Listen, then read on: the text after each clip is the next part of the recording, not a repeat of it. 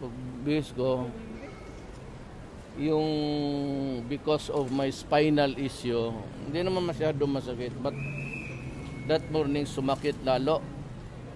Kaya nung palabas ako, told you before, di ba? Na I have this spinal issue. Eh, sabi ko nga, natutulog ako, sakit ulo ko. Kaya ako dinidiin, I'm pressing something here. Nung palakad na, gusto ko nang I wanted to puke. Sabi ko, hindi ako pwede. Matras ako, sabi ko, hindi ko talaga kaya to. Susuka ako doon sa ano. Kaya matras ako. Maybe it got worse because my immune system was down. Yung ulo ko sumakit. Naging profound ang ano. So, kaya nyo pa bang mangampanya?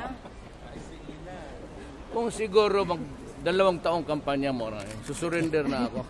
I will not lie to you. Ako lang ang kandidato ninyo nagpaprangka ng totoo. Ako lang ang kandidato magsabi sa inyo, tuli ako. Tanungin mo yung isa.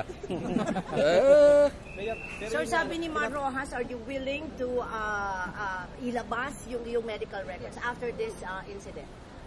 Tanungin mo muna siya kung tuli ba siya.